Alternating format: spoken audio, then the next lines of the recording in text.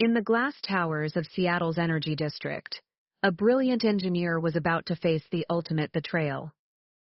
What started as a routine presentation for a $1.4 billion renewable energy deal took a shocking turn when they came face to face with corporate nepotism at its most dangerous. Ava Preston wasn't your typical grid systems engineer. For over a decade, she had spent her life designing the invisible networks that kept millions of people's lights on, known for her unwavering dedication to public safety over profit margins, a principle that would either save lives or destroy her career forever. Before we jump back in, tell us where you're tuning from, and if this story touches you, make sure you're subscribed, because tomorrow I've saved something extra special for you. The fluorescent lights in Conference Room C hummed with the same steady frequency as the power grid Ava Preston had spent 8 months perfecting. She smoothed the final page of her presentation one last time, her calloused fingers earned from years of fieldwork before climbing into engineering, tracing the edge of the document that represented everything she'd worked toward. The $4 billion Pacific Northwest renewable energy deal wasn't just another project, it was her masterpiece, a complex symphony of wind farms, solar arrays, and battery storage systems that would power 3 million homes while reducing carbon emissions by 40%. Through the glass walls, she watched her colleagues filing in. James Sullivan clutched his coffee like a lifeline, dark circles under his eyes from the all-nighters they'd pulled together. Rebecca White strode in with her characteristic confidence, tablet in hand, silver hair perfectly styled despite the early hour, and behind her the executives whose approval would determine not just the project's fate, but Ava's career trajectory. 5 more minutes, Ava whispered to herself, checking her watch. 7. In 5 minutes she would stand before CEO Sarah Wellington and the board, delivering the culmination of her decade-long journey from a working-class kid in Ohio, whose father had taught her that reliable power meant the difference between life and death. Her phone buzzed, a text from her assistant, meeting postponed 15 minutes. Small agenda change. Ava's stomach clenched. In her experience, small agenda changes were never small. She'd seen enough corporate maneuvering to recognize the warning signs, but she pushed the anxiety down. This was her moment. She'd designed every fail-safe, calculated every load distribution, anticipated every potential point of failure. The grid integration algorithms alone had taken 3 months to perfect, and the redundancy systems would make the Pacific Northwest the most reliable renewable energy network in North America. The conference room filled with the usual pre-meeting chatter, but something felt different. Conversations seemed forced, and she noticed how her colleagues' eyes would meet hers briefly before darting away. James, usually eager to discuss technical details, sat stiffly beside her, staring at his laptop screen. "Everything okay?" she asked him quietly. He nodded too quickly. "Yeah. Just, big day."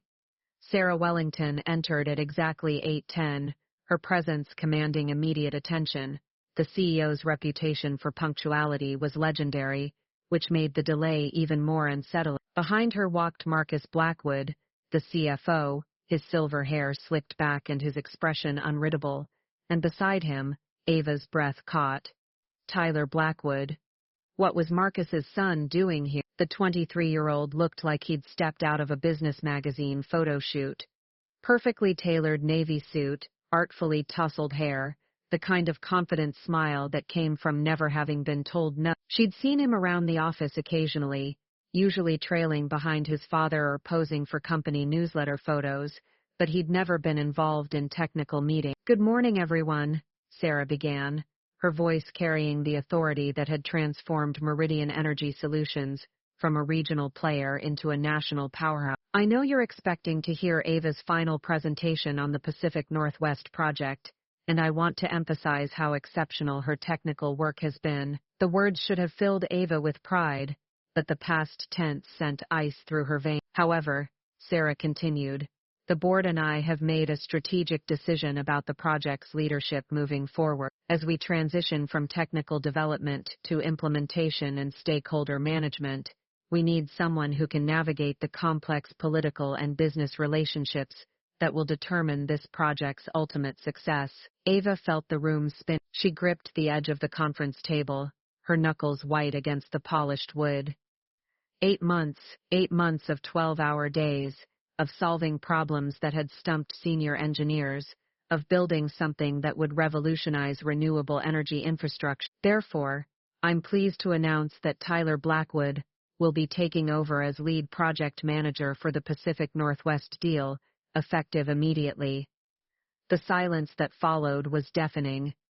Ava heard her heartbeat in her ears, drowning out everything else. She watched Tyler stand, that practiced smile never wavering, and felt something break inside her chest. "Thank you all for your trust in my vision," Tyler said, his voice carrying the casual confidence of someone who'd never doubted he deserved whatever he wanted. "I'm excited to bring a fresh perspective to this project and leverage my expertise in stakeholder relations and business development to take this to the next level." Fresh perspective. The words tasted bitter in Ava's mouth.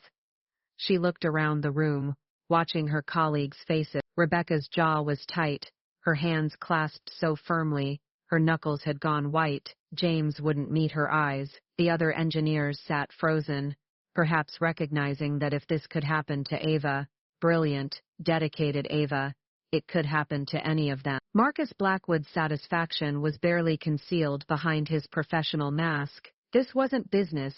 This was dynasty building. She watched him lean over to whisper something to Tyler, probably coaching him on what to say next, and the calculation in his eyes made her sick. "Ava will of course remain on the team in an advisory capacity," Sarah continued, ensuring a smooth transition of her technical expertise. Advisory capacity. The euphemism hung in the air like a death sentence. 8 months of work reduced to consulting on her own creation, while Marcus's unqualified son took credit for everything she'd built. Tyler was shaking hands now, working the room like a politician. When he reached her, his grip was firm, his smile genuine in that terrifying way that suggested he actually believed he deserved this moment. "I'm really looking forward to working with you, Ava," he said.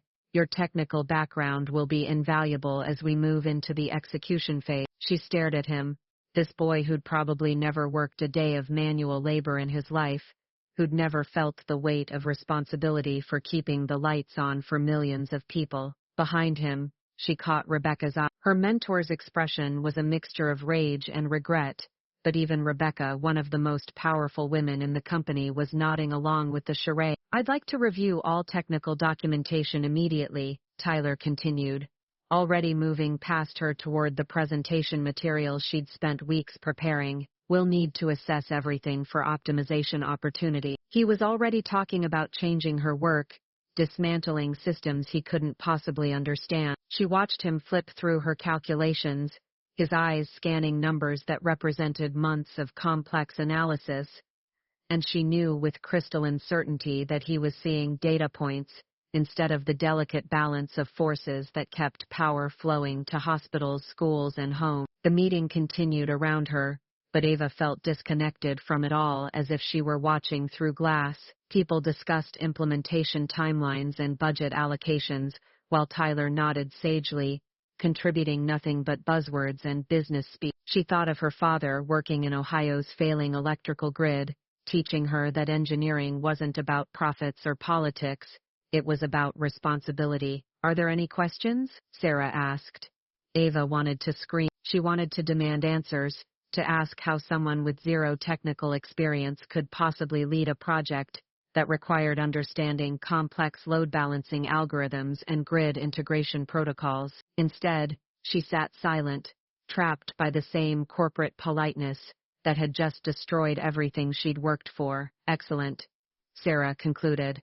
"Tyler, I'll have Ava's team brief you on the technical specifications this afternoon." Her team, just like that, 5 years of building relationships, of earning respect through competence and dedication, evaporated. She was no longer the leader, she was a resource to be managed. As the meeting broke up, Ava remained seated, staring at the presentation she would never give. Around her, colleagues gathered their things, some offering sympathetic glances, others carefully avoiding her altogether. The corporate calculus was already at work, Tyler was ascending, and it was safer to align with power than principle. She watched Tyler pocket her flash drive, the one containing months of detailed engineering specifications, as casually as if he were taking a business card. He was already deep in conversation with Sarah about scheduling stakeholder meetings, his confidence absolute, despite his complete ignorance of what he was actually managing. Finally, the weight of the moment settled on her shoulders, not just her personal devastation, but the growing certainty that Tyler's incompetence would endanger everything she'd built into the system. The redundancies, the fail-safes, the careful balance between efficiency and safety,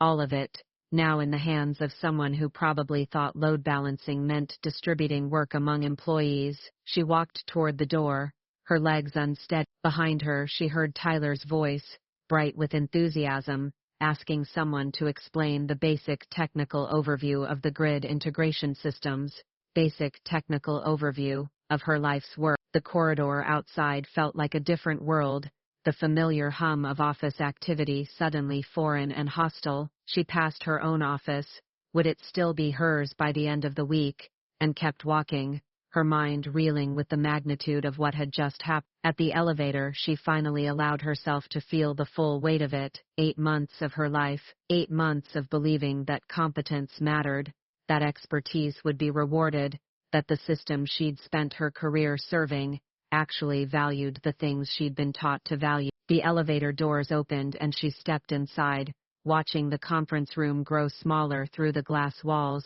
Tyler was already at the head of the table, gesturing animatedly while Rebecca and James sat rigid with barely concealed alarm. As the doors closed, Ava pressed her back against the cool metal wall and finally let herself understand the truth in the battle between merit and privilege. She'd just learned which one really mattered at Meridian Energy Solutions, and somewhere in the back of her mind a darker thought began to form. What would happen when Tyler's ignorance met the unforgiving reality of 3 million people depending on the grid she'd designed to keep them safe?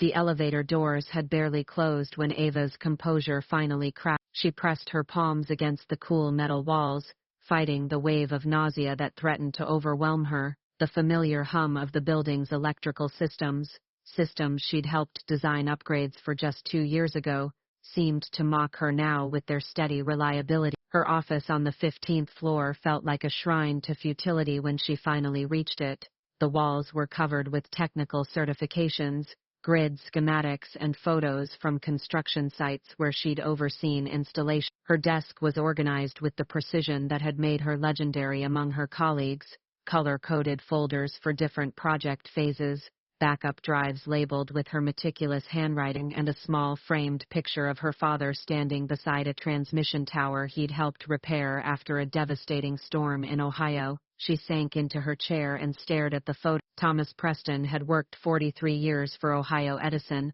climbing poles in ice storms and crawling through substations during blackouts, because he understood that people's lives depended on the lights staying on. Power's not about profit, Ava, he'd told her countless times during her childhood. It's about keeping Grandma's oxygen machine running and making sure kids can do their homework after dark. The irony cut deep. She'd built her career on that philosophy, believing that technical excellence and dedication to public service would speak for themselves. 8 months ago, when Sarah Wellington had personally asked her to lead the Pacific Northwest project, Ava had felt like she was finally getting the recognition she'd earned. The project represented everything she believed in: renewable energy at scale, redundant safety systems, and infrastructure that would serve communities for decades. A knock on her door interrupted her spiral. James Sullivan stood in the doorway, his usually cheerful face etched with concern and something that looked like guilt. "Can I come in?" he asked quietly. She nodded, not trusting her voice. James had been her closest ally since they'd both started at Meridian 5 years ago. They'd pulled countless all-nighters together, debugging code and refining algorithms, while sharing stories about their families and dreams for clean energy future. He closed the door behind him and took the chair across from her desk, the same chair where they'd celebrated successful test runs and brainstormed solutions to seemingly impossible technical challenges. "This is bullshit," he said finally, his voice barely above a whisper. "Complete and utter bullshit. It's done," Ava replied, surprised by how hollow her own voice sounded. Tyler Blackwood is the new project lead, and I'm advisory, advisory, advisory. James spat the word like it tasted bitter. You designed every component of that grid integration system. You solved the load balancing problems that stumped teams at Pacific Gas and Electric, and they hand it over to someone whose biggest accomplishment is going viral on TikTok for explaining renewable energy in 30 seconds. Despite everything, Ava almost smiled. James had done his homework on Tyler, probably the moment he'd seen him in the conference room. You looked him up? Of course I looked him up. His LinkedIn reads like a parody of nepotism, passionate about sustainable energy solutions and leveraging synergistic partnerships for optimal stakeholder outcomes. James's impression of corporate speak was spot on. What the hell does that even mean? It means he speaks fluent bullshit, Ava said, feeling some of her anger crystallize into something sharper. The question is whether he understands that people could die if he screws this up. James's expression so they both knew the statistics. The Texas freeze of 2021 had killed over 200 people when the power grid failed. Grid instability wasn't an abstract engineering problem. It was a matter of life and death. We have to do something, James. We can't just let him. What exactly are we supposed to do? Ava interrupted. The decision came from the top. Sarah Wellington herself announced it. Marcus Blackwood clearly orchestrated this whole thing to give his son a career boost. And we're just engineers, replaceable engineer. James flinched at the word replaceable, and she immediately regretted her harshness. He had 2 kids and a mortgage. Speaking up could cost him everything. The system was designed to keep people like them quiet. I'm sorry, she said quickly. I don't mean to take this out on you. She gestured helplessly at her office, at the certifications and project photos that suddenly felt like artifacts from someone else's life. Don't apologize. You have every right to be furious. James leaned forward, lowering his voice. But Ava, you know what Tyler doesn't know. You understand those systems better than anyone. If he makes dangerous changes, a sharp knock interrupted him. Through the glass wall, they could see Tyler Blackwood approaching with Rebecca White beside him. Even through the door, his voice carried with that confident energy that came from never having been truly challenged. Ava, mind if we come in? I'd love to start diving into the technical specifications. She wanted to refuse, to tell him to figure it out himself since he was so qualified for the position. Instead, she found herself saying, "Of course, come in." Tyler entered like he owned the place, his eyes immediately scanning the technical diagrams on her walls with the superficial interest of someone looking at abstract art. Rebecca followed, her expression carefully neutral, but Ava caught the slight tension around her mentor's eye. Impressive setup, Tyler said, settling into the chair James had just vacated. James remained standing, his arms crossed,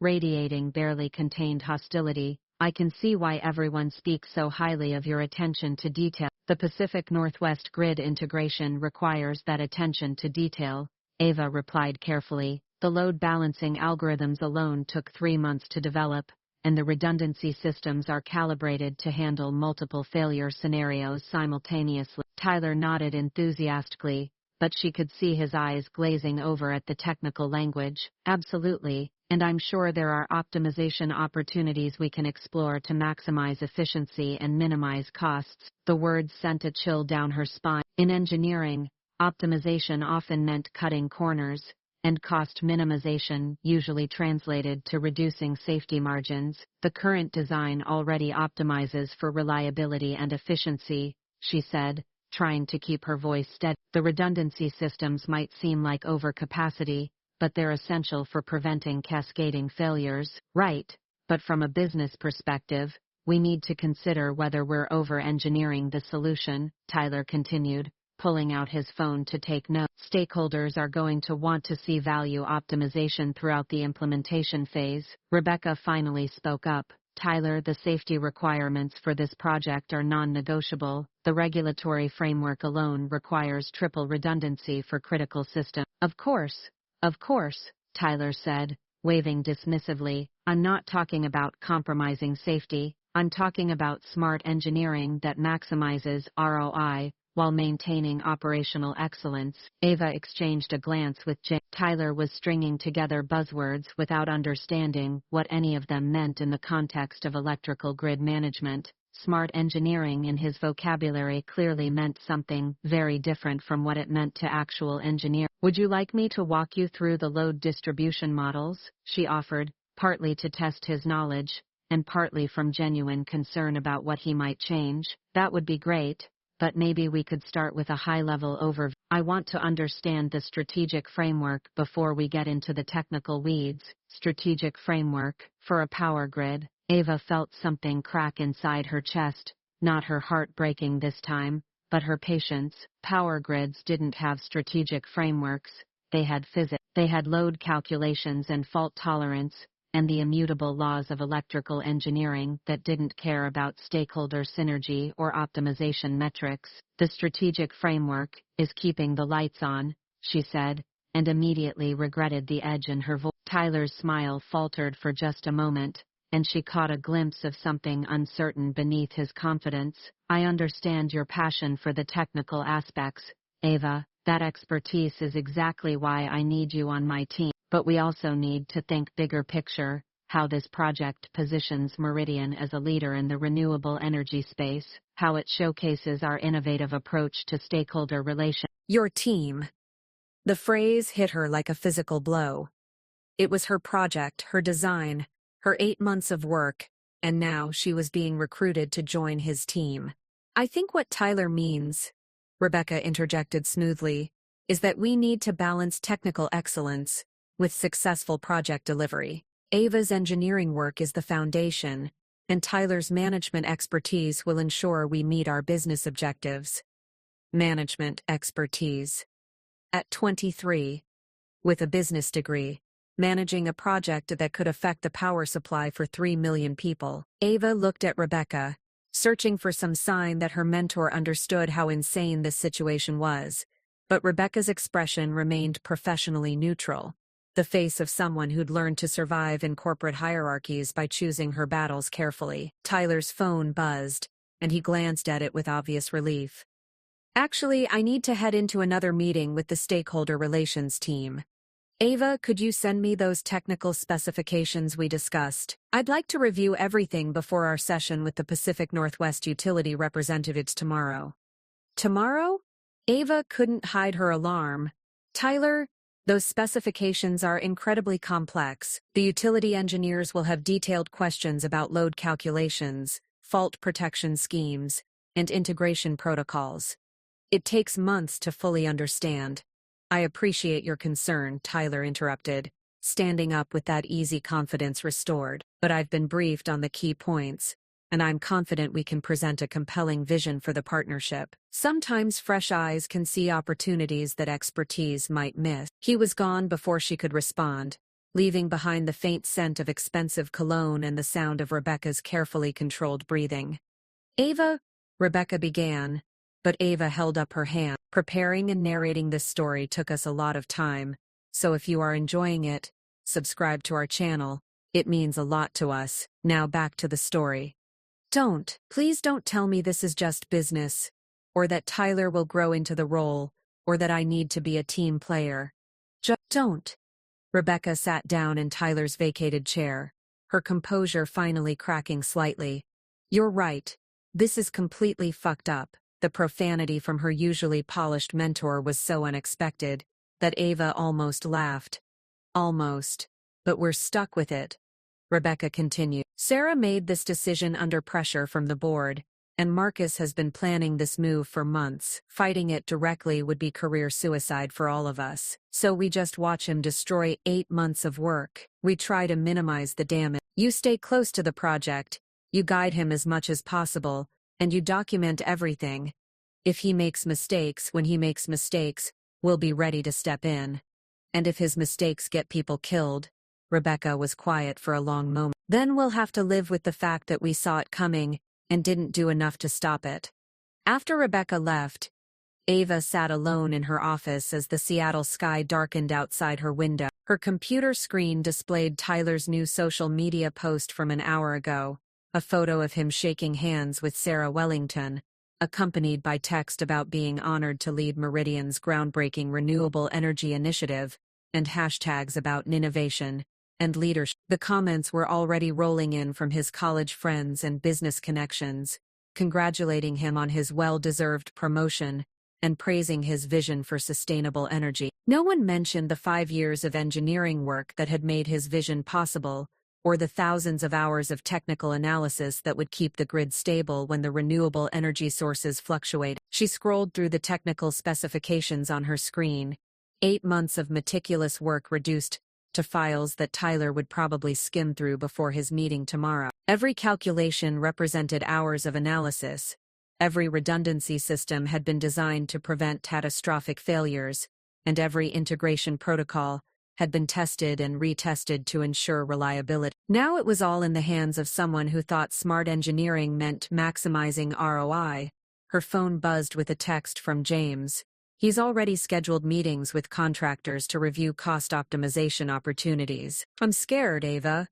Really scared. She stared at the message, feeling the weight of responsibilities settle on her shoulders like a familiar burden. Her father had taught her that engineers had a duty to protect people, even when the people making decisions didn't understand the state. Tomorrow, Tyler would meet with Pacific Northwest utility representatives, and probably charm them with his confidence and business speak. He'd make promises about efficiency and innovation, while having no idea whether those promises were technically feasible. And she'd be sitting in the background, watching him take credit for her work while making decisions that could endanger millions of lives. The thought of staying silent, of being complicit in what she increasingly saw as corporate malpractice, made her but the thought of speaking up and destroying her career was almost equally terrifying. Outside her window, the lights of Seattle stretched toward the horizon, each one representing someone depending on the electrical grid to power their life. In a few months, if Tyler's cost optimizations went through,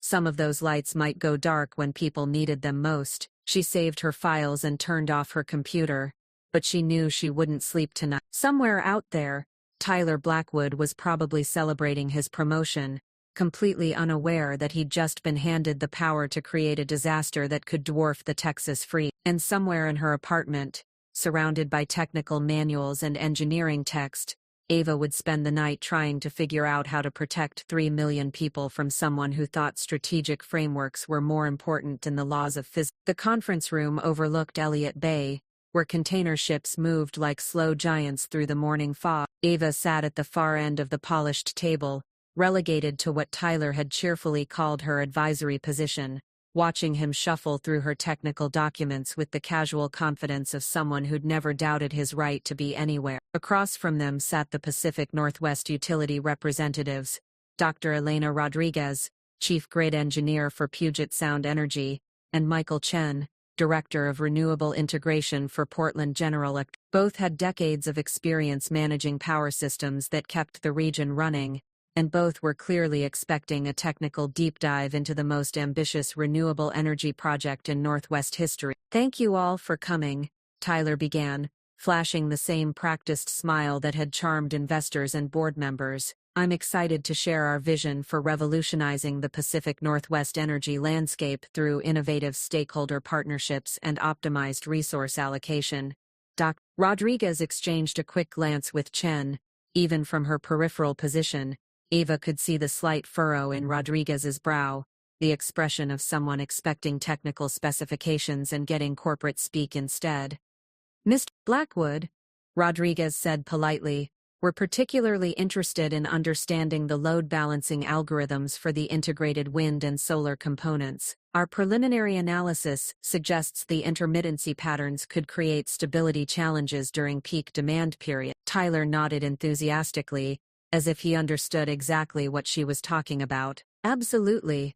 Load balancing is definitely a key optimization opportunity we're excited to leverage. Ava, would you like to speak to the technical framework? The casual way he deflected the question, as if he were generously allowing her to contribute to her own project, made Ava's teeth clench, but Rodriguez's expectant gaze reminded her that this wasn't about ego anymore. These people needed to understand what they were implementing. The intermittency issue is addressed through a 3-tier prediction system, Ava began, pulling up the relevant schematics on her lap. We're using machine learning algorithms that analyze weather patterns, historical generation data, and real-time sensor inputs to predict renewable output up to 72 hours in advance. The battery storage systems are sized to handle a 15% variance from predicted generation, with automatic load-shedding protocols if variance exceeds 20%. Chen leaned forward, genuinely interested. What's your response time for the load-shedding protocol? And how do you prevent cascading failures if multiple renewable sources drop simultaneously?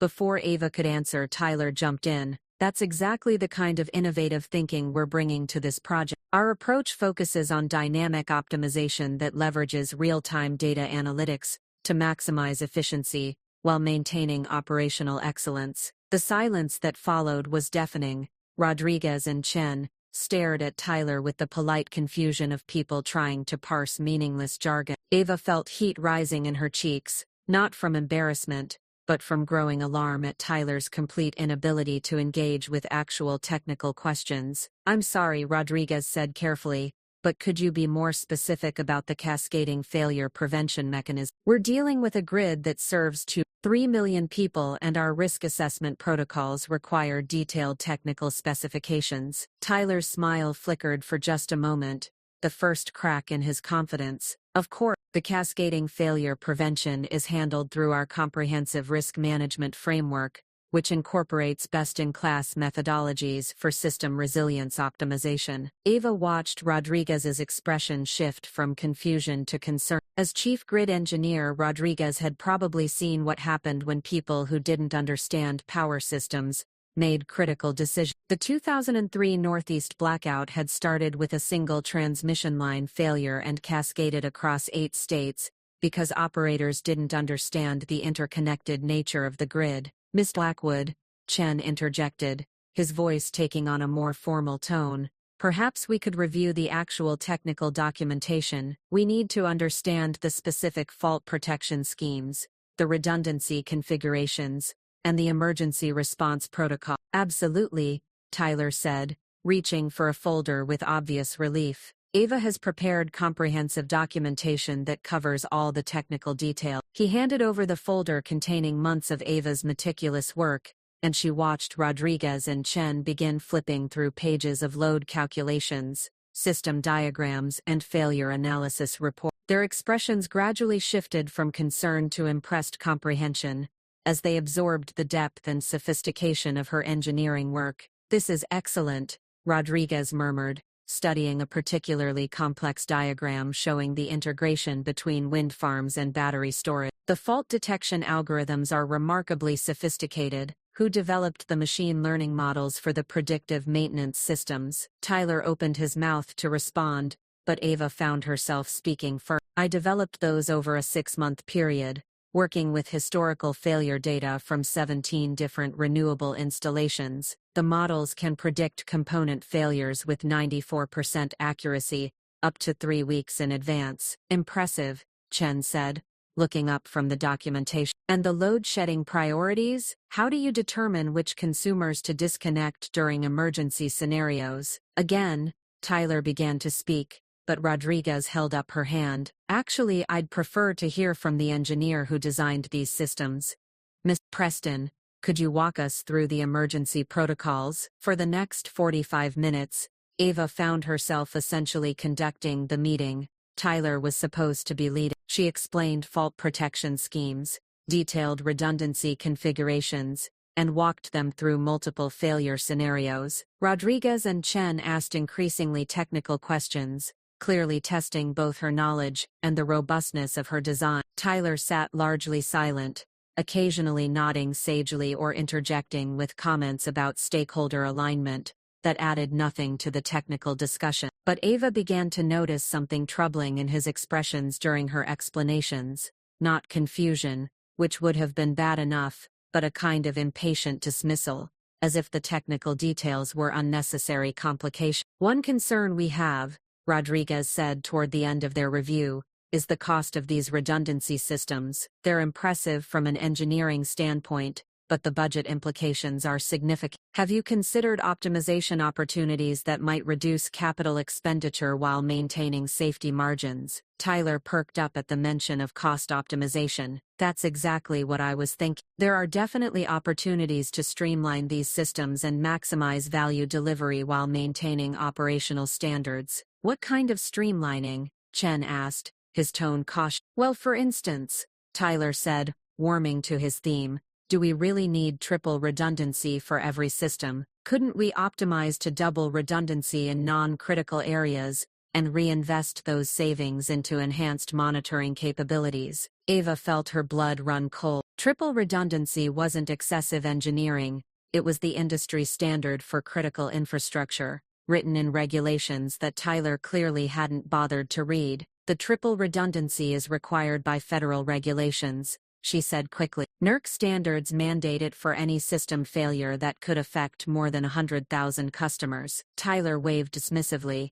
Regulations are often based on outdated thinking. With modern monitoring and control systems, we can probably achieve better reliability with smart engineering than with brute force redundancy. Rodriguez and Chen exchanged another look, this one clearly alarmed. Rodriguez leaned forward, her voice taking on the careful tone of someone explaining something dangerous to a child. Mr. Blackwood, those regulations exist because single points of failure in power grids can kill people. The Texas freeze killed over 200 people when their grid failed. The 2003 Northeast blackout affected 55 million people and cost billions in economic losses. Redundancy isn't theoretical, it's literally a matter of life and death. Of course, Tyler said, but Ava could see him mentally filing away Rodriguez's objections, rather than understanding them. Safety is absolutely our top priority. I'm just suggesting we think creatively about how to achieve safety objectives while optimizing resource allocation. The meeting ended 20 minutes later with polite expressions of continued collaboration, but Ava could see the concern in Rodriguez and Chen's faces as they gathered their material. They'd expected to meet with the project's technical lead and instead found themselves working with someone who seemed to view safety regulations as negotiable inconveniences. After the utility representatives left, Tyler turned to Ava with evident satisfaction. I think that went really well. They seemed impressed with our approach. Tyler, Ava said carefully, when Dr. Rodriguez mentioned the Texas freeze, she wasn't making a theoretical point. People actually died because grid operators made decisions prioritizing cost over redundancy. I understand that, Tyler replied, but his tone suggested he was humoring her. But we can't let historical incidents prevent us from innovating. Sometimes you have to take calculated risks to achieve breakthrough results. Calculated risks, with other people's lives. Ava stared at him, trying to process the casual way he dismissed the deaths of hundreds of people as historical incidents that shouldn't constrain his innovation. The redundancy systems aren't historical artifacts, she said, struggling to keep her voice level. They're based on physics and probability analysis. When you reduce redundancy, you mathematically increase the likelihood of catastrophic failure. Tyler's expression shifted slightly, revealing a flash of irritation beneath his practiced charm. Ava, I appreciate your passion for technical perfection, but we also have to consider business realities. Our shareholders and stakeholders expect us to deliver value, not just engineer monument to our own expertise. Monument to expertise. He was calling life safety systems monuments to expertise. This isn't about perfection, she said, her voice rising despite her efforts to stay calm. It's about preventing blackouts that could kill people. Do you understand what happens to a hospital on backup power when the grid fails? Do you know how many people depend on electrically powered medical devices? For a moment, something flickered across Tyler's face. Uncertainty, maybe even fear, but it was quickly replaced by defensive bravado. Look, I know you're protective of your work and that's admirable, but part of leadership is making tough decisions that balance multiple priorities. I'm not suggesting we compromise safety, just that we approach it more strategically. Ava felt something break inside her, not her heart this time, but her faith in the possibility of reasoning with him. Tyler wasn't evil or malicious. He was something potentially worse. He was willfully ignorant, convinced that his business school training equipped him to second-guess engineering decisions based on decades of hard-won industry knowledge. "I need to get back to work," she said finally, gathering her materials with hands that shook slightly. "Of course, and Ava, I really do value your input. We make a great team." She left the conference room without responding, Tyler's words echoing in her mind. "We make a great team," as if they were partners rather than prisoner and warden, as if he valued her expertise rather than planning to dismantle it for cost savings. Walking back to her office, Ava passed a window overlooking the city below. Somewhere down there, 3 million people were going about their lives, completely unaware that the stability of their power grid was now in the hands of someone who thought redundancy was an optimization opportunity, and safety regulations were outdated thinking. Her phone buzzed with a text from James. "How did the meeting go?" She stared at the message for a long moment before typing back. "Tyler wants to reduce redundancy systems to save costs." Rodriguez and Chen looked terrified. The response came immediately. "Holy shit, what are we going to do?" Ava stood in the hallway, watching office workers move past her with the casual confidence of people who trusted that the lights would stay on, that the elevators would work, that the complex infrastructure supporting their lives would continue functioning invisibly and reliably. What were they going to do? Tyler had made it clear that he saw her concerns as technical perfectionism rather than legitimate safety issues. Rebecca was trapped by corporate politics, James was terrified of losing his job, and Sarah Wellington had already chosen business expediency over engineering expertise. But somewhere in the back of her mind, a new thought was beginning to form. Tyler could ignore her expertise, dismiss her warnings, and treat safety regulations as suggestions, but he couldn't change the fundamental laws of physics that governed electrical systems. If he reduced redundancy, the grid would become more vulnerable. If he optimized away safety margins, failures would become more likely. And when those failures happened, not if, but when, the consequences would be measured in human lives. The question was whether she had a responsibility to do something about it, even if that something meant risking everything she'd worked to build. Standing in that hallway, watching the casual trust of people who depended on systems they didn't understand, Ava realized she was facing a choice that would define not just her career, but her conscience. And Tyler's next meeting with contractors was scheduled for tomorrow morning. The numbers on Ava's computer screen blurred as she rubbed her eyes for the third time in an hour. It was past midnight, and her office building had long since emptied, leaving only the hum of ventilation systems and the distant glow of Seattle's skyline. But sleep was impossible.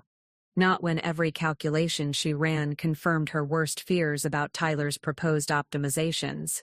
She'd spent the evening modeling failure scenarios based on Tyler's cost-cutting suggestions from his contractor meeting that afternoon.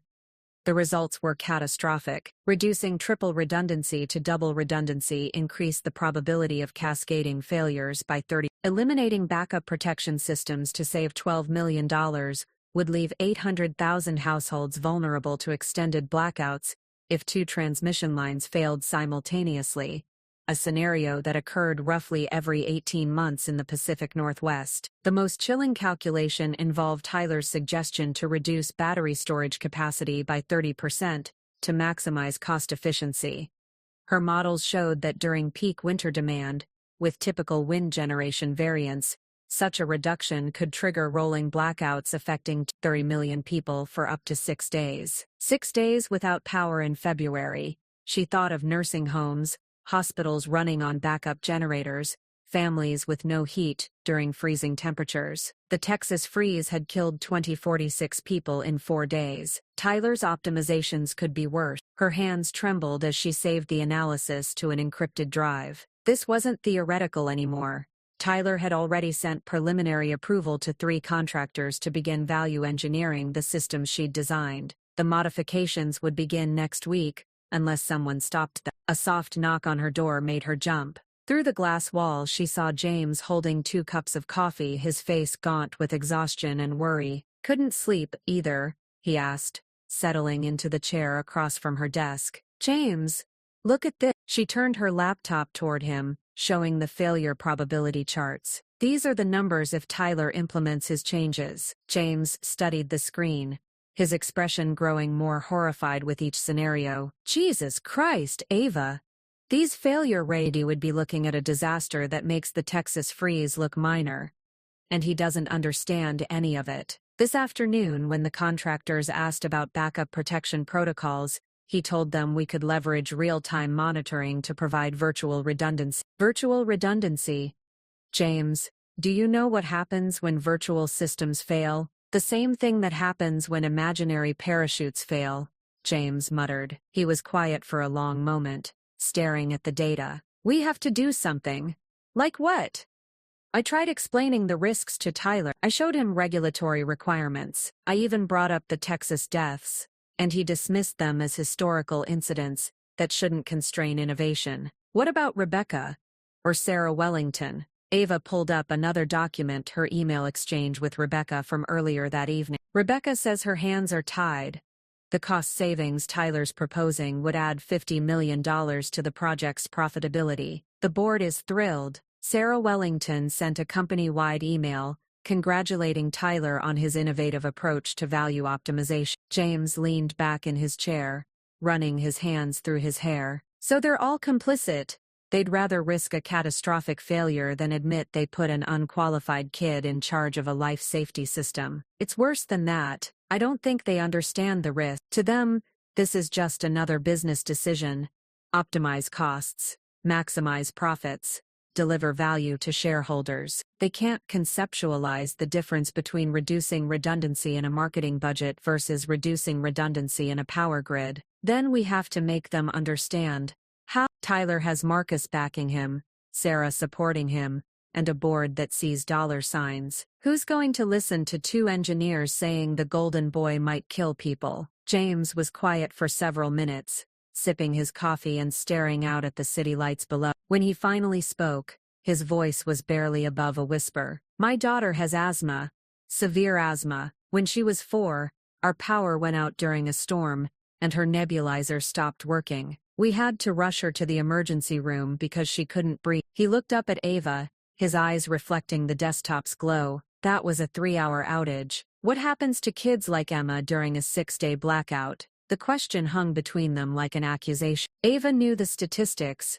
Emergency room visits tripled during extended power outages, and pediatric respiratory cases were among the most vulnerable populations. I can't be complicit in this, she said finally. I designed those safety systems to protect people. If Tyler guts them and people die, I'll spend the rest of my life knowing I could have prevented it. So what are you thinking? Going over Tyler's head? Appealing to the board direct. Ava pulled up a browser tab she'd been avoiding all evening, a search for energy sector whistleblower protection. The results were sobering. Most whistleblowers faced immediate termination, industry blacklisting, and years of legal battles, but some had prevented disaster. There's a journalist, she said slowly, David Mitchell. He used to work for Pacific Energy Company before he was fired for reporting safety violations. Now he investigates corporate corruption in the energy sector. He broke the story about Southern California Edison hiding seismic risks at their nuclear plant. James went very still. Ava, you're talking about whistleblowing. Do you understand what that means? You'll never work in this industry again. They'll destroy your career, sue you for breach of contract, maybe even press criminal charges. And if I stay quiet and Tyler's changes cause a grid failure that kills hundreds of people, you don't know that will happen. Maybe the systems will hold. Maybe the failure scenarios won't occur. James, I'm an engineer. I deal in probabilities, not maybe. And these probabilities say people will die. She pulled up Tyler's latest social media post, a selfie from the contractor meeting, with the caption, Disrupting Traditional Energy Paradigms Through Innovative Cost Optimization, Leadership, Sustainability, Innovation. Look at him, she said, anger creeping into her voice. He's treating this like a game, like some Silicon Valley startup where you can move fast and break things. But when you break a power grid, real people suffer real consequences. James stared at the screen, then at the failure analysis data, then back at Ava. If you do this, if you go to this journalist, you won't be able to take it back. Your career at Meridian is over. Probably your career anywhere in the energy sector. I know, You'll be fighting Marcus Blackwood, who has connections throughout the industry. He'll make sure you never work again. I know, the legal bills alone could bankrupt you. Corporate whistleblowing cases drag on for years. I know, Ava's voice was steady, but inside she felt like she was standing at the edge of a cliff. But James, what's the alternative? I stay quiet, keep my job, and hope that when the grid fails, when people die, I can live with knowing I had the technical knowledge to prevent it, and chose not to act. James was quiet for a long time. When he spoke, his voice was thick with emotion. I have 2 kids, Ava, Emma, and Jack. I can't risk their future by getting involved in this. If I lose my job, I'm not asking you to get involved. This is my choice, but if you go to this journalist and mention me, if you reference conversations we've had, I won't involve you. This is my analysis, my documentation, my decision. She reached across the desk and squeezed his hand. I understand your position. I really do. You have family obligations I don't have. The weight of that truth settled between them. James had children to protect, a mortgage to pay, a life built around the stability of his engineering career. Ava had her work, her principles, and a growing certainty that staying silent would haunt her forever. What will you do? He asked. She pulled up David Mitchell's contact information, an encrypted email address, and instructions for secure communication. I'm going to document everything, every dangerous modification Tyler's proposed, every safety system he wants to eliminate, every regulation he wants to ignore. I'm going to create a technical analysis showing exactly what could happen if his changes are implemented, and then I'm going to give it to someone who can make sure the public knows what's at stake. James finished his coffee in silence, then stood to leave. At the door he turned back. Ava, for what it's worth, I think you're doing the right thing. I just wish I had the courage to do it with you. After he left, Ava sat alone in her office, the city lights stretching endlessly before her. Somewhere out there, Tyler was probably sleeping peacefully, confident in his success and oblivious to the lives hanging in the balance of his decision. Somewhere else, Marcus Blackwood was probably planning his son's next career move,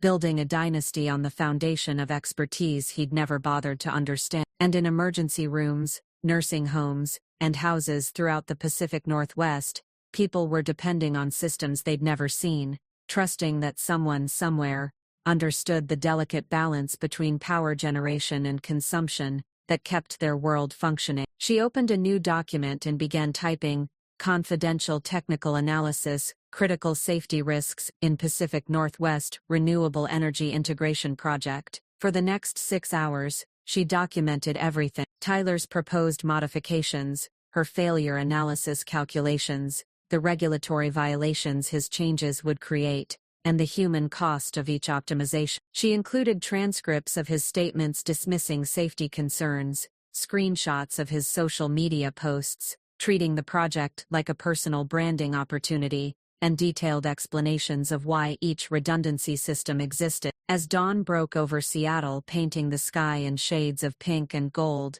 Ava finished her report, 27 pages of technical analysis that could save thousands of lives and destroy her career in the process. She encrypted the file, attached it to an email addressed to David Mitchell, and stared at the send button for 10 minutes. Once she pressed it, there would be no going back. Tyler would continue his dangerous modifications, but now someone outside Meridian would know the truth. Her father's voice echoed in her memory. "Power's not about profit, Ava. It's about keeping Grandma's oxygen machine running." She pressed send. The email disappeared into the encrypted channels of the internet, carrying with it the weight of her professional suicide, and the hope that somewhere, someone would have the power to stop a disaster before it happened. Outside her window, Seattle was waking up. Traffic lights controlled the flow of cars, elevators carried people to their offices, and coffee shops powered their espresso machines, all of it dependent on the invisible network of cables and transformers that Tyler Blackwood was about to redesign for maximum profitability. Ava closed her laptop and headed home,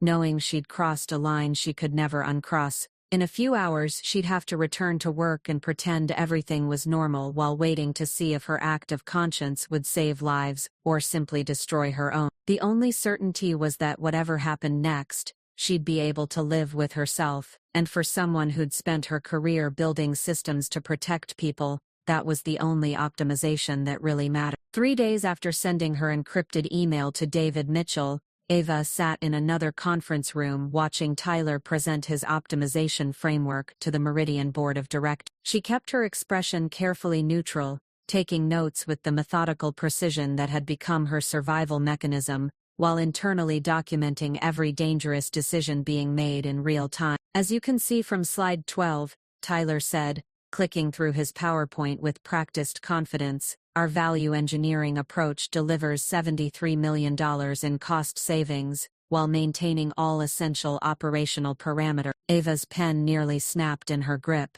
Tyler had eliminated backup protection systems that prevented cascading failures, reduced battery storage capacity below minimum safety thresholds, and removed fault detection equipment that could predict equipment failures before they became catastrophic. But to the board, it was just a number on a spreadsheet. Impressive work, Tyler, said board member Patricia Holloway, her silver hair perfectly styled despite the 7 a.m. meeting time. These cost savings will significantly improve our project margins. What's the timeline for implementation? We're moving quickly to capitalize on these optimization opportunities, Tyler replied. I've already approved preliminary modifications with our contractors, and we should see initial implementation within 2 weeks. 2 weeks? Ava's blood ran cold. She'd hoped Tyler's inexperience would slow down the process, but his eagerness to prove himself was actually accelerating the timeline toward disaster. Any technical concerns we should be aware of? Asked Robert Chen,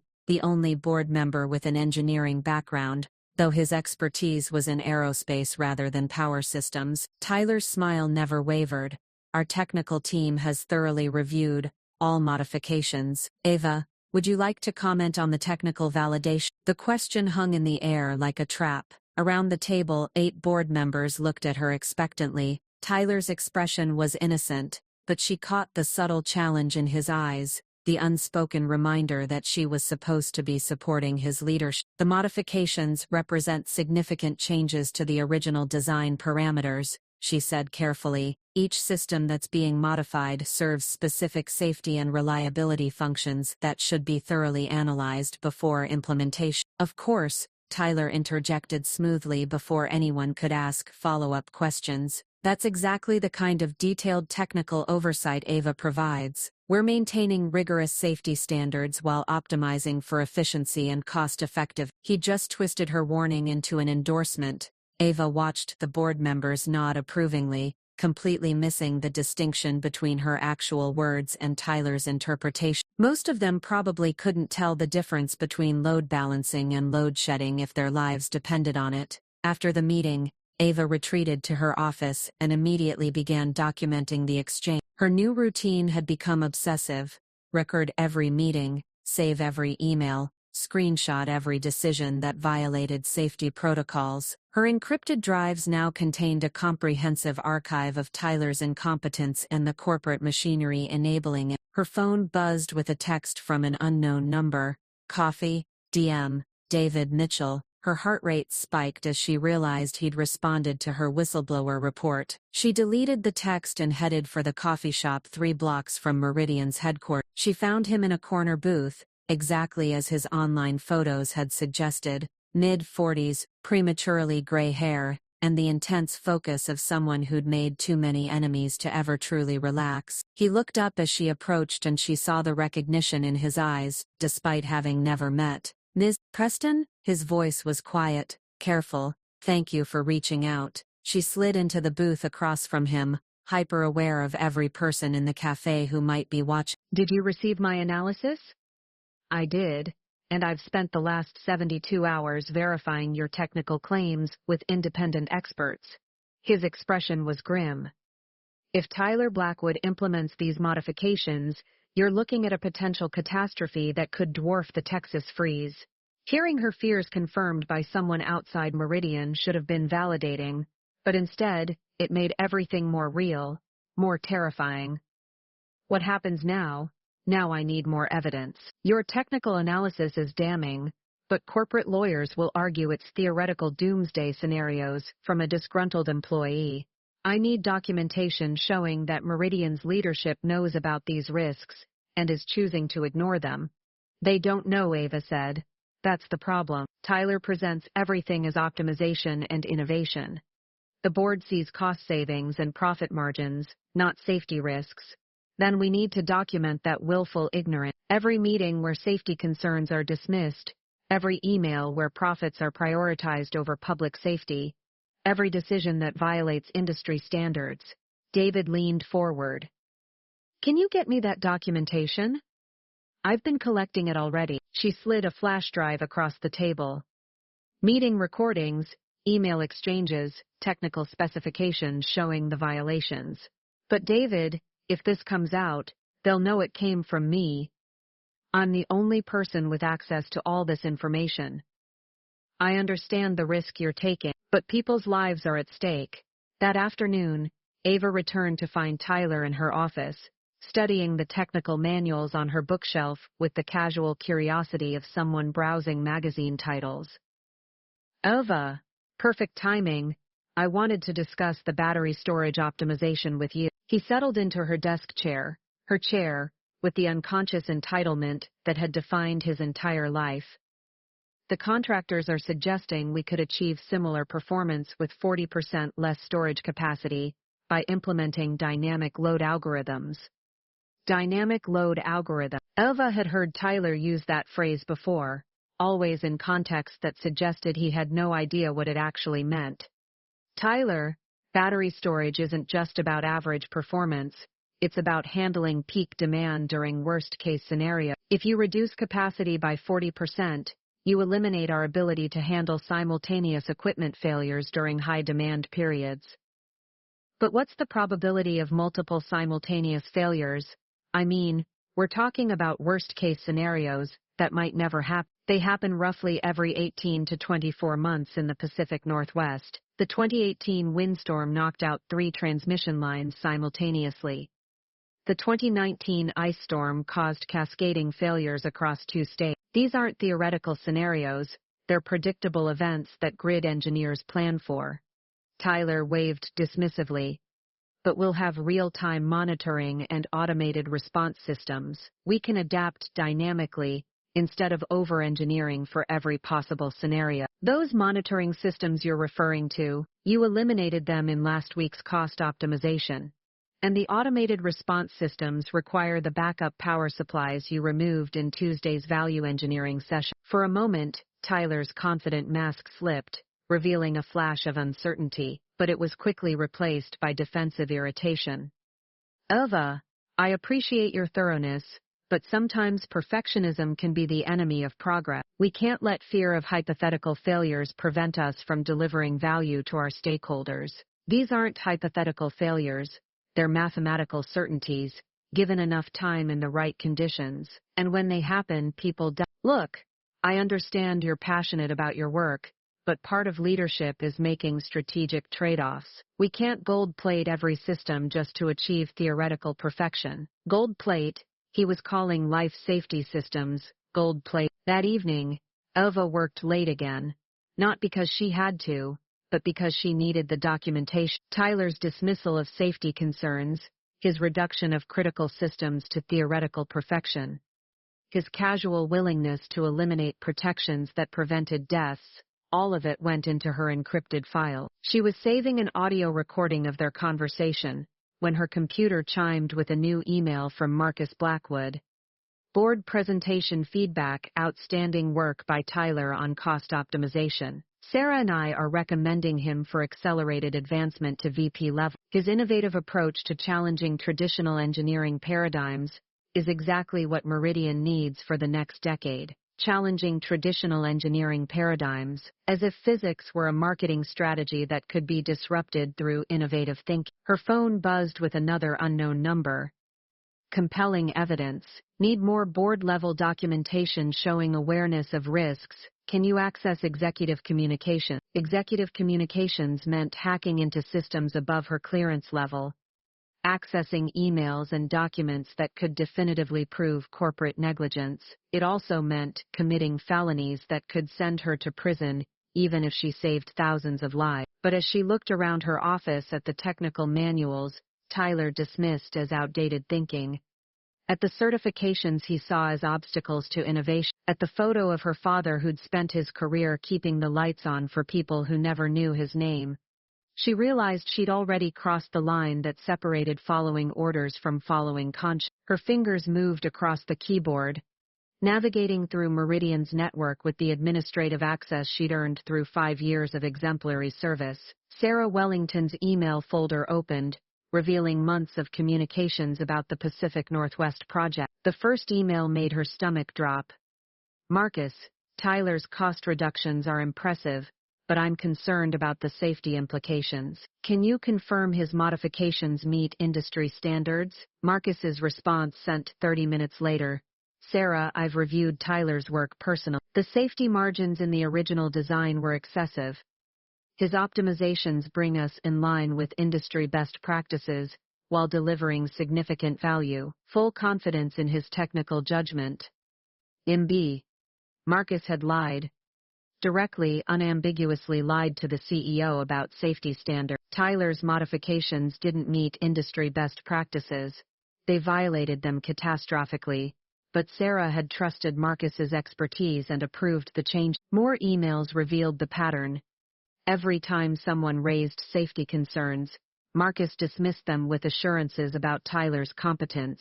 Every time regulatory compliance was questioned, he cited innovative approaches that pushed the boundaries of traditional thinking. And every time people accepted his authority because challenging the CFO required technical knowledge they didn't possess. Ava copied the entire email chain to her encrypted drive, knowing she was now in possession of evidence that could destroy Marcus Blackwood's career and possibly send him to prison for criminal negligence. But she also knew that without this evidence, Tyler's modifications would proceed on schedule, and the grid would fail when winter demand peaked. As she prepared to leave the office, her computer chimed one final time. Tyler's latest social media post.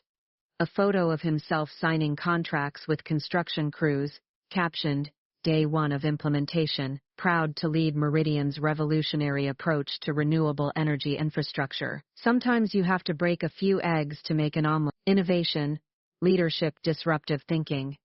Break a few eggs, as if power grid failures were acceptable casualties in his personal success story. Ava saved the screenshot to her growing archive and headed home, carrying with her the weight of evidence that could prevent a catastrophe, and the knowledge that using it would destroy not just her career but possibly her freedom. But in a few days, construction crews would begin implementing Tyler's modifications, and once those changes were made, the grid would be vulnerable in ways that couldn't be quickly reversed. Time was running out for both her conscience and her cover. The alarm began as a soft chime on Eva's monitoring dashboard at 2:47 a.m.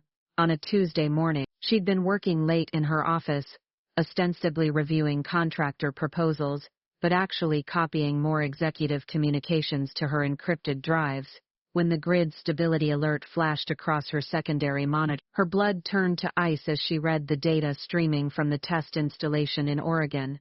Voltage fluctuations, load imbalances, the kind of cascading instabilities that preceded major system failures. She grabbed her phone and called the control center, her hands shaking as she dialed. Morrison, here, came the tired voice of the night shift supervisor. Rick, it's Ava Preston. I'm seeing instability alerts from the Oregon test site. What's the status? We caught it about 3 minutes ago, some kind of feedback loop in the battery management system. We've isolated the affected segment and switched to backup protocols that Tyler eliminated last week. There was a pause. Well, the old backup protocols, we're running on manual overrides right now. Eva's stomach dropped. Manual overrides meant human operators were physically controlling systems that should have been automated, a temporary solution that couldn't handle the complex split-second decisions required during a real crisis. I'm coming in, she said, already grabbing her jacket. Eva, it's under control. We've stabilized the affected area, and the rest of the grid is operating normally. Rick, that instability shouldn't have been possible with the original design. If it happened during a test with reduced load, what happens when we're at full capacity? The drive to the control center took 18 minutes through empty Seattle streets. Ava spent every one of them running calculations in her head, trying to understand how Tyler's modifications had created the conditions for the failure she'd just witnessed. The control center hummed with quiet tension when she arrived. Banks of monitors displayed the Pacific Northwest grid in real time, a web of green lines indicating normal operations, punctuated by the angry red segment in Oregon where the instability had occurred. "Show me what happened," she said to Rick Morrison, a veteran operator who'd been managing power grids since before computerized controls existed. Rick pulled up the failure sequence on his main display. "Started here," he said, pointing to a wind farm connection point. Battery management system received conflicting signals from the load balancing algorithm and the backup power regulation system. Instead of defaulting to safe mode, it tried to execute both commands simultaneously. "That's impossible," Ava said, studying the data. "I programmed multiple safeguards to prevent exactly that scenario." "Yeah, well, apparently someone modified your safeguards." Rick's tone was carefully neutral, but she caught the edge of frustration. "The backup power regulation system you designed was replaced with something called dynamic optimization protocols." Dynamic optimization protocols, Tyler's favorite meaningless phrase, now embedded in actual control systems where it could kill people. "Who authorized that modification?" "Came down from Tyler Blackwood yesterday. Emergency optimization to improve system efficiency before full implementation." Ava stared at the screen, watching the replay of the near failure. Tyler had replaced her carefully designed safety protocols with algorithms that sounded impressive, but created exactly the kind of instability she'd spent months preventing. "Rick, if this had happened during peak demand, with full load on the system, we'd be looking at a cascading failure across 3 states. He finished grimly. "The manual override saved us, but barely, and Tyler's modifications eliminate manual overrides in the final implementation." Rick's expression darkened. "I was wondering about that. The new control systems don't include manual backup options. Everything's supposed to be automated through the AI-optimized protocols." AI-optimized protocols that had just failed catastrophically during a simple test. Ava spent the next 2 hours in the control center, documenting every aspect of the failure. The data told a clear story. Tyler's dynamic optimization protocols created conflicting commands that overwhelmed the system's ability to maintain stability. Only the backup systems he was planning to eliminate had prevented a disaster. As dawn broke over Seattle, she drove back to Meridian headquarters with a USB drive containing irrefutable proof that Tyler's modifications were not just dangerous in theory, they were actively causing failures in practice. She found Tyler in his office at 7:30 a.m., talking animatedly on his phone about stakeholder engagement strategies, while sipping what appeared to be a 6-6 coffee drink. He gestured for her to wait as he finished his call. "Something about leveraging social media to amplify our innovation narrative." "Ava, perfect timing. I was just talking to our PR team about showcasing the Oregon test results. Great proof of concept for our optimization approach." She stared at him, trying to process the disconnect between his enthusiasm and the near disaster she'd just spent the night analyzing. "Tyler, there was a significant grid instability event at the Oregon site last night. The battery management system failed because of conflicting protocols." "Oh, that," Tyler waved dismissively.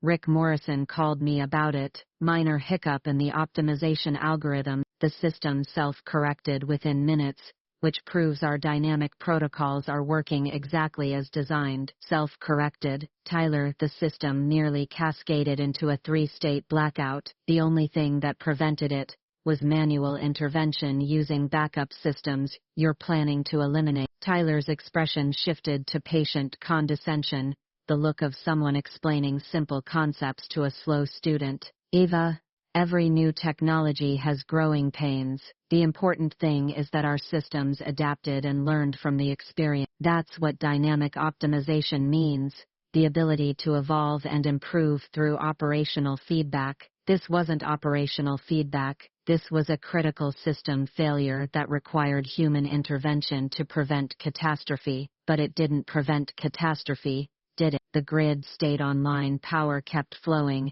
and we learned valuable data about how to refine our protocols. That's exactly the kind of agile development approach that traditional engineering can't achieve. Ava felt something snap inside her chest. Tyler was reframing a near disaster as proof of his system's success, the same way a parachutist might claim that bouncing off tree branches proved his equipment was working. Tyler, people could have died last night if the manual overrides hadn't worked, if Rick Morrison hadn't been there to physically switch systems, but they did work and he was there. You're catastrophizing theoretical scenarios, instead of celebrating our successful test results. Successful test result. Her voice rose despite her efforts to stay calm. Tyler, your modifications created a feedback loop that tried to execute contradictory commands simultaneously. That's not optimization, it's a fundamental design failure. For the first time, she saw genuine irritation cross Tyler's face. Ava, I appreciate your passion for technical perfection, but you need to understand the bigger picture. We're pioneering revolutionary approaches to grid management. Some instability during the learning process is not only expected, it's proof that our systems are pushing boundaries instead of playing it safe with outdated methodologies. Outdated methodologies, like preventing blackouts and keeping people alive. What about the regulatory compliance issue? The modifications you implemented violate NERC standards for fault protection. NERC standards are based on legacy thinking that doesn't account for AI-driven optimization. We're demonstrating that superior technology can achieve better safety outcomes through innovation, rather than brute force redundancy. By creating instabilities that required manual intervention to prevent cascading failures, Tyler stood up, his practiced charm finally showing crack. Ava, I'm starting to think your resistance to new approaches is becoming counterproductive to team dynamics. Maybe we need to discuss your role on this project with Rebecca and Marcus. The threat was subtle but clear. Support his narrative or face consequences. Ava looked at him across the desk, this 23-year-old, who was threatening her career for the crime of understanding the systems he was destroying. I'll prepare a detailed analysis of last night's events, she said carefully. That sounds great. Just make sure it focuses on the successful recovery and the valuable learning opportunities, rather than dwelling on theoretical worst-case scenarios. That afternoon, Tyler sent a company-wide email celebrating the successful completion of Oregon test protocols and the innovative self-correction capabilities of Meridian's revolutionary grid management systems. The email included a photo of him at the control center, taken that morning during a staged visit where he posed with equipment he couldn't identify. The email made no mention of the manual interventions that had prevented catastrophe, the regulatory violations that had caused the instability, or the backup systems that had saved the grid. But it did mention that full implementation would begin the following Monday. Ava forwarded the email to David Mitchell along with her technical analysis of the failure, the control center logs showing manual interventions, and Rick Morrison's detailed report describing exactly how close they'd come to disaster. Her encrypted message was brief. Tyler's reframing a near-catastrophic failure as proof his system works. Full implementation starts Monday. If we don't stop this now, the next failure won't be contained. She sent the message and closed her laptop, watching through her office window as contractors loaded equipment for the Monday installation. In 72 hours, Tyler's modified systems would be managing power for 3 million people, with no backup protocols and no manual override. The Oregon incident had given them a preview of what Tyler's optimization looked like in practice: dangerous instabilities masked as innovation, near disasters rebranded as success stories, and safety systems dismissed as obstacles to progress. And if the pattern held, the next failure would happen when the stakes were real, the load was full, and there would be no manual overrides to save them. Time was running out, and Tyler Blackwood was accelerating toward a disaster he was too arrogant to recognize and too incompetent to prevent. David Mitchell's fingers moved rapidly across his keyboard, cross-referencing Ava's technical documentation with federal regulatory databases that most journalists wouldn't even know existed. His cramped apartment in Capitol Hill had been transformed into a war room. 3 monitors displayed grid stability reports, NERC violation records, and a timeline of Tyler Blackwood's dangerous modification. The Oregon incident had given him exactly what he needed: concrete proof that Tyler's systems were failing in real time, not just theoretical projections from a disgruntled engineer. But as he dug deeper into Meridian Energy Solutions' corporate structure, he discovered something that made the technical failures seem almost secondary: a pattern of regulatory capture and willful blindness that went straight to the top. His phone rang at 6:50. The caller ID showed only a number, but he recognized Ava's voice immediately. "David, they're accelerating the timeline. Installation begins tomorrow morning, not Monday." Tyler convinced Sarah Wellington that the Oregon success proves the system is ready for full deployment tomorrow. David's coffee mug froze halfway to his lips. "That's impossible. I need at least 3 more days to verify the source documentation and get legal clearance for publication." Marcus Blackwood announced it in an emergency board meeting last night. "They're calling it capitalizing on momentum and striking while market conditions are optimal.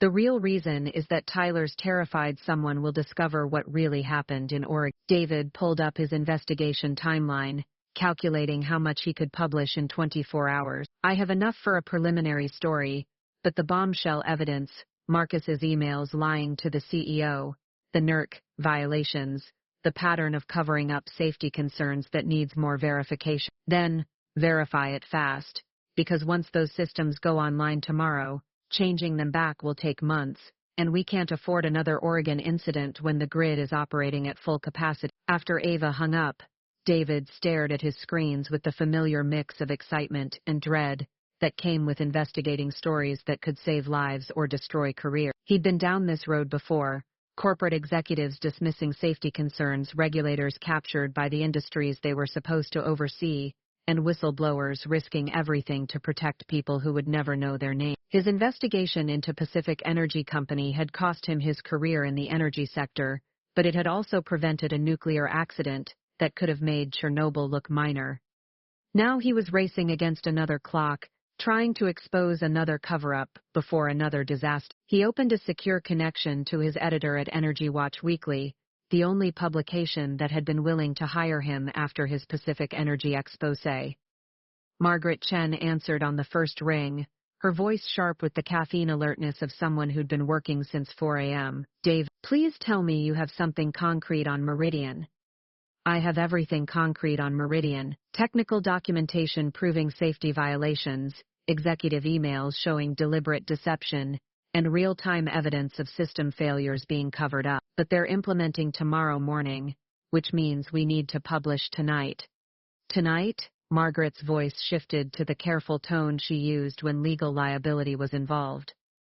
"David, we can't rush a story this big. If Meridian's lawyers find one factual error, one unverified claim, they'll destroy us in court. And if we wait for perfect verification, people die." "Margaret, I'm sending you technical data showing that their modified systems increase cascading failure probability by over. This isn't about corporate malfeasance, it's about preventing a disaster that could make the Texas freeze look like a minor inconvenience." David spent the next 6 hours in a frenzied verification process, calling former colleagues at utility companies, cross-referencing technical specifications with industry databases, and confirming every factual claim in his investigation. Each conversation revealed more evidence of the systemic problems at Meridian.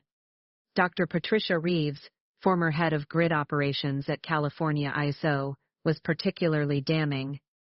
"I reviewed your technical documentation, Dave. If someone implemented these modifications on our grid, I'd recommend immediate shutdown until safety systems could be restored. This isn't optimization, it's criminal negligence disguised as innovation." Professor James Wu from MIT's Electrical Engineering Department was even more direct.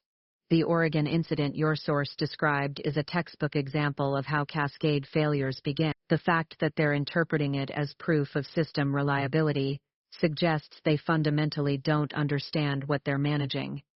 Meanwhile, at Meridian headquarters, Marcus Blackwood was conducting his own investigation into the source of David's information. The CFO had noticed unusual access patterns in the executive email system and hired a private security firm to trace potential leaks.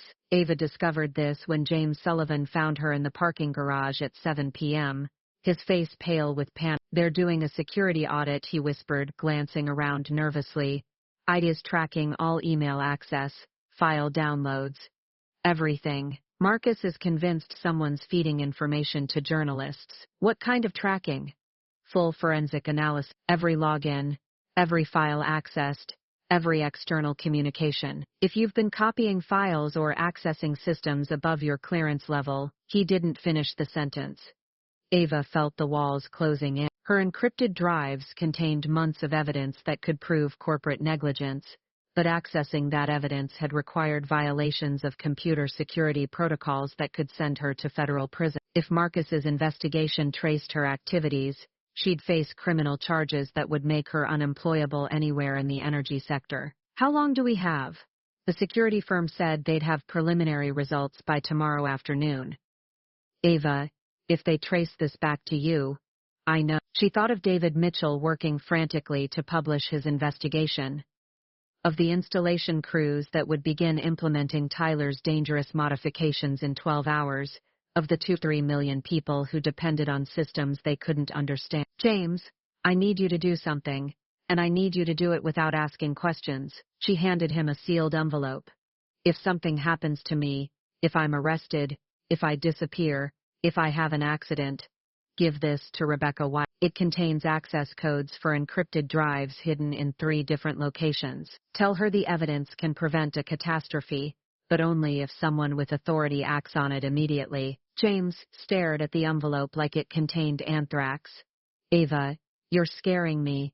I'm scared too. But someone has to be willing to sacrifice their career to prevent Tyler's modifications from killing people. If it's not me, it has to be someone." That evening, David Mitchell's story went live on Energy Watch Weekly's website under the headline, "Whistleblower Documents Reveal Dangerous Safety Violations in One." The article detailed Tyler's unqualified appointment, his systematic elimination of safety systems, and the Oregon incident that had nearly caused a regional blackout. But the most damaging revelation was Marcus Blackwood's pattern of lying to the CEO about safety standards, backed by email evidence showing he had deliberately misrepresented Tyler's qualifications and the regulatory compliance of his modification. The story included expert commentary from 3 former grid engineers, regulatory analysis from a former NER official, and detailed technical explanations of why Tyler's optimizations violated industry safety standards. Within 2 hours,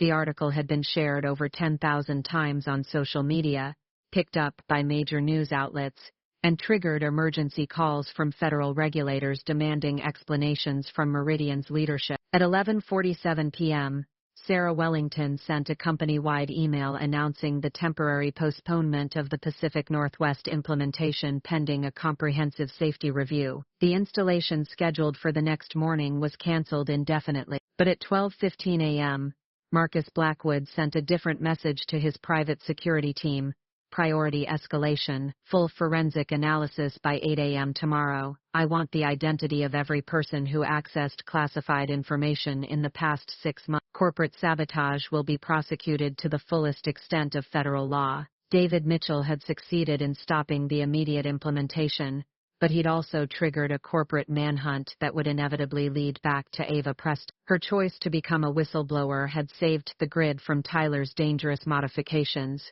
but it had also painted a target on her back that Marcus Blackwood would use every resource at his disposal to exploit. The investigation had exposed the conspiracy, but now the conspirators were fighting back with the full weight of corporate power, determined to destroy whoever had dared to challenge their authority. And Ava was about to discover that preventing a technical disaster was only the beginning of her real battle. Ava arrived at Meridian the next morning to find her security badge deactivated. The red light at the building entrance flashed mockingly as she swiped repeatedly, drawing stares from colleagues streaming past her into the lobby. "Miss Preston," security guard Tom Martinez approached with obvious discomfort. "I need to escort you to A." The walk through familiar corridors felt like a perp walk. Whispered conversations stopped as she passed, replaced by the kind of studied silence that meant everyone knew something she didn't yet. Rebecca White waited in conference room C with two men in expensive suits, Meridian's legal team. Her mentor's expression was carefully neutral, but Ava caught the warning in her eyes. "Ava, please sit." Rebecca's voice carried the formal tone of someone reading from a script. "This is Robert Sterling from our legal department, and Thomas Hayes from external counsel." Sterling slid a folder across the table. "Ms. Preston, we have evidence of unauthorized access to classified systems and potential theft of proprietary information. These are federal crimes carrying sentences of up to 20 years. The folder contains screenshots of her accessing Marcus's email server, time-stamped logs of file downloads, and a detailed forensic analysis of her computer activities. They had everything. However, Hayes continued, Meridian prefers to handle these matters internally. If you sign this non-disclosure agreement and submit to immediate termination with forfeiture of benefits, we'll consider the matter closed. The NDA was 12 pages of legal language that essentially meant lifetime silence about everything she'd seen at Meridian. Signing it would protect her from prosecution, but guarantee Tyler's dangerous modifications would eventually proceed without opposition. "I need time to review this. You have until 5 p.m. today," Sterling said coldly. "After that, we file criminal charges." James Sullivan was waiting in the parking garage when she emerged, his face ashen. "They called me in too, asked if I knew anything about security breaches or contact with journalists." He paused. "I told them I didn't know anything." The lie hung between them. Protection for him, abandonment for her. "I understand," she said, and meant it. James had children to protect. That afternoon, her phone rang constantly blocked numbers, reporters seeking quotes, colleagues offering carefully worded sympathy. But the call that mattered came at 3:47 p.m. from David Mitchell. "Ava, federal regulators are demanding a full safety review. Tyler's implementation is dead, at least temporarily. You did it.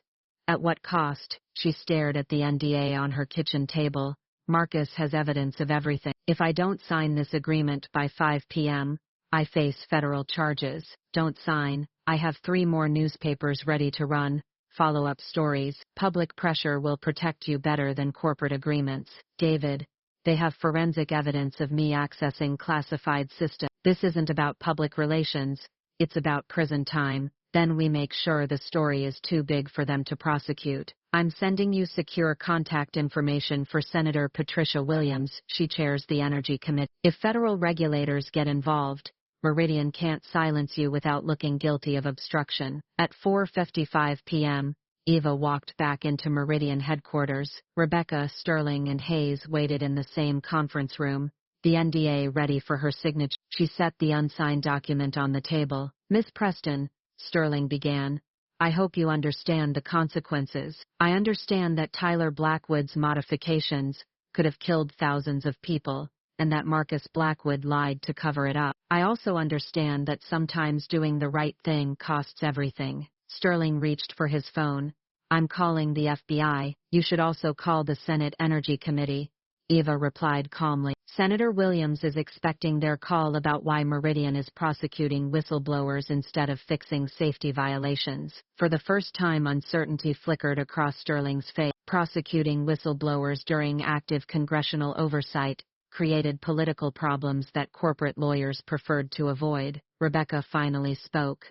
"There might be other options, alternative arrangements that protect both Meridian's interests and Ms. Preston's concern." Translation: they needed time to figure out how to contain the scandal without creating a martyred whistleblower. "I'll consider any reasonable offer," Ava said, "as long as it includes a guarantee that Tyler Blackwood never again manages critical infrastructure." She left them to contemplate that demand, knowing she'd bought time but not victory. The pressure campaign would continue, but now it would have to account for federal oversight and public scrutiny. The real battle was just beginning. The Washington Post headline screamed across every news feed by 6 a.m. Energy giant covered up grid safety violations, threatened whistleblower engine. David Mitchell's second exposé, published simultaneously across 4 major outlets, included Marcus Blackwood's complete email archive, and recordings of Tyler dismissing the Oregon near disaster. Within hours, federal regulators announced criminal investigation. Tyler's Twitter meltdown began at 7:23 a.m., fake news from disgruntled employees trying to destroy innovation. My systems saved the grid. 17 increasingly unhinged tweets followed, each demolishing his credibility further. By noon, Marcus Blackwood was arrested on federal charges of endangering public safety. Sarah Wellington resigned amid calls for congressional hearings. Rebecca White called Ava directly. "It's over. Tyler's been removed.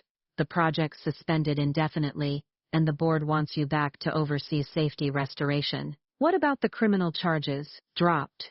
They can't prosecute whistleblowers while investigating the crimes you expose." Ava watched news coverage showing Tyler fleeing reporters outside his Manhattan apartment. She felt no satisfaction, only relief that 3 million people would keep their lights on. The grid would be rebuilt properly this time. 6 months later, Ava testified before the Senate Energy Committee about systemic failures in infrastructure oversight. Marcus Blackwood sat in federal prison, convicted of criminal negligence. Tyler faced civil lawsuits, totaling 800. The Pacific Northwest project proceeded under Ava's leadership with proper safety protocols restored, triple redundancy, backup systems, regulatory compliance, everything Tyler had dismissed as gold plating. Rebecca, now Meridian CEO, had recruited Ava as chief safety officer. Never again, she'd promised the board, technical expertise before politics. James returned to her team, his family's security no longer threatened by corporate retaliation. Ava stood in the control center watching green lights across the grid, 2-3 million people safely powered. Her father's voice echoed, "It's about keeping the lights on." She'd sacrificed her old career to save it. The reckoning was complete. Up next, you've got 2 more standout stories right on your screen. If this one hit the mark, you won't want to pass these up. Just click and check them out. And don't forget to subscribe and turn on the notification bell so you don't miss any upload from us.